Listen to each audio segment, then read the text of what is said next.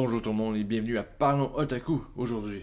Découverte manga, In Love with My Teacher.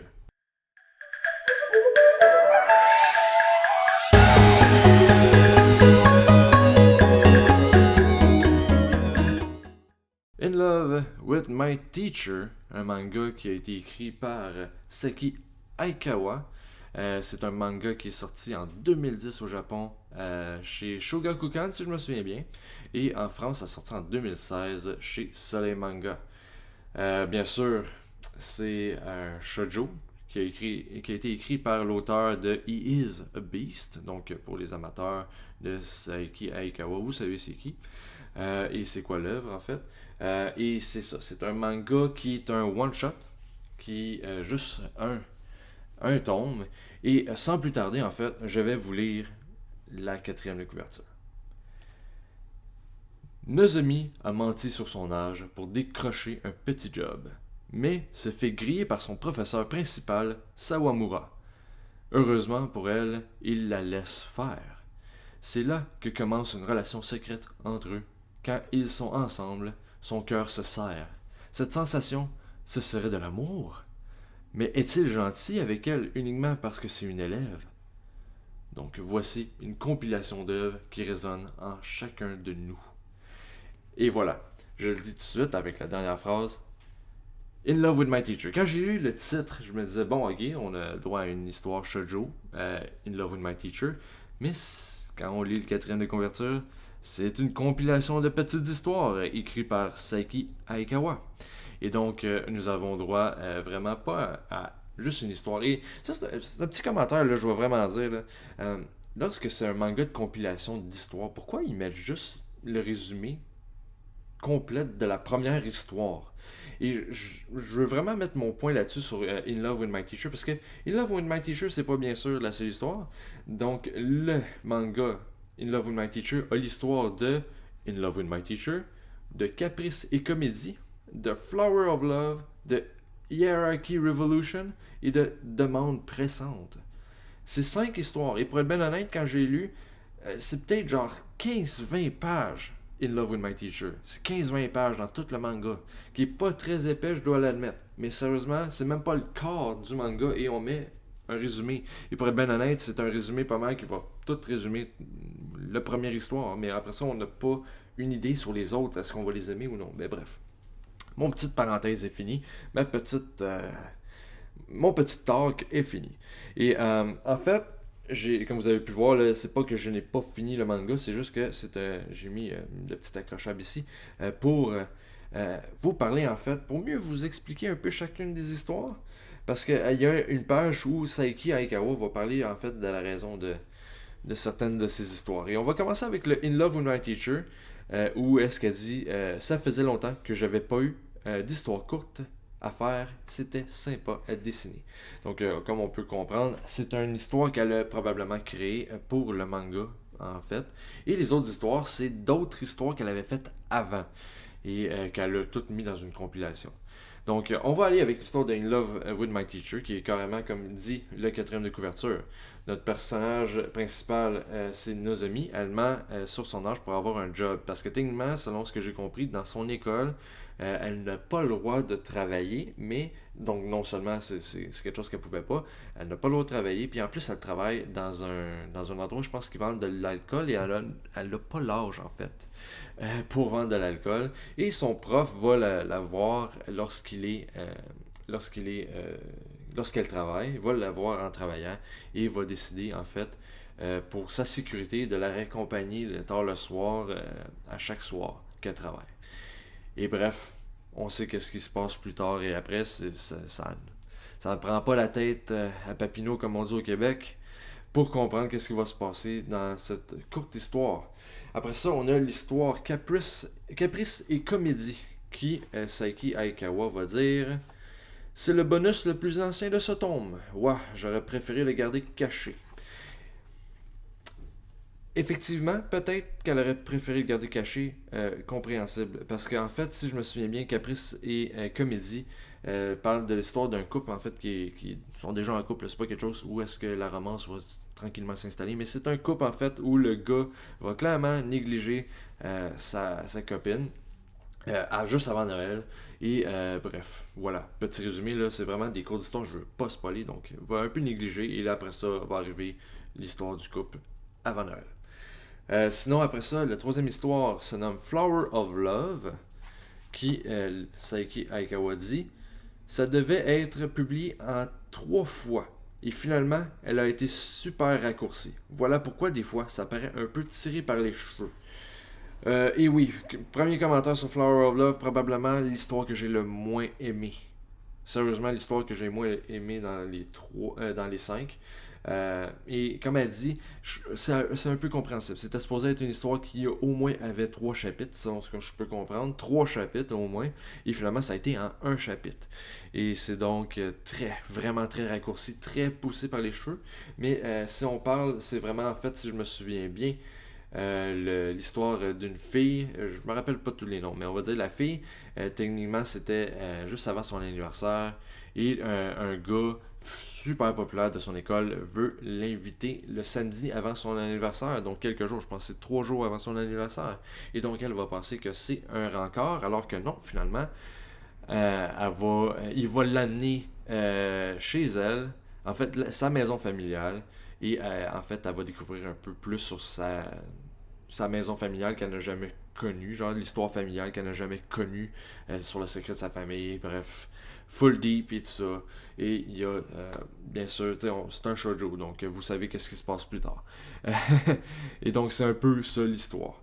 Après ça, il y a la quatrième histoire qui est Hierarchy Revolution, la révolution hiérarchique, que Saiki Aikawa dit « Désolé, j'avais juste envie de travestir un de mes personnages. » Effectivement, donc, si vous avez vu mon évaluation sur My Honey Boy, c'est pas mal la même sorte d'histoire. Si on parle en fait d'une fille qui est très tomboy et d'un gars qui est très féminine. Et donc, c'est ça. Et c'est une relation en fait entre deux personnages qui se connaissent depuis qu'ils sont jeunes. Et la fille a toujours vu le gars comme étant une fille. Donc, bref, on peut comprendre un peu qu'est-ce qui va se passer plus tard. Et la dernière histoire, c'est Demande pressante. Et qui, Saiki Aikawa va dire c'est sans doute ma seule histoire avec un petit ami plus jeune. Waouh, c'est trop gênant de relire. Et donc, bref, c'est ça. C'est comme dit Saiki Aikawa, c'est son histoire avec la seule histoire parmi les 5 en tout cas, où que le gars est plus jeune. Et donc, c'est un peu l'histoire de le gars est amoureux d'une fille, il va essayer de tout faire pour prouver que son amour est sincère et que c'est un homme mature. Donc, oui. Donc, voilà. Ça, c'est vraiment la vraie résumé, si on peut dire, de In Love with My Teacher. Parce que, sérieusement, juste le premier résumé du première histoire, c'était pas assez vraiment convaincant pour que je vous le présente. Donc, allons-y avec les histoires. Les points au niveau de l'histoire. Bien sûr, c'est une compilation, donc il y a certaines histoires que j'ai plus aimées que d'autres. Pour être bien honnête, mon préféré était In Love with My Teacher et Demande pressante. Et mon moins préféré était clairement Caprice Comédie et Flower of Love. Sérieusement, Flower of Love, je pourrais presque dire même détesté, mais quand on comprend que c'était une histoire qui était supposée être plus longue et plus élaborée, je peux comprendre l'idée, mais vraiment, c'est vraiment trop court, c'est vraiment jeté dans le tas, c'est tiré par les cheveux, c'est vraiment décevant, c'est vraiment décevant.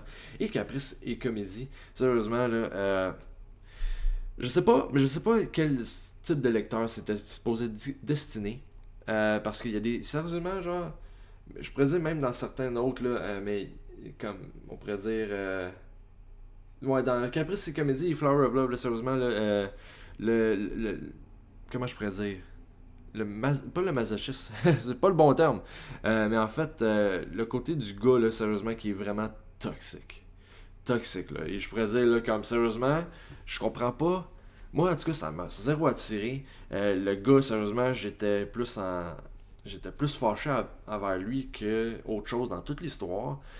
et que la fille finalement se jette dans ses bras ou peu importe, là, tu te dis, mais voyons donc, sérieusement, pourquoi?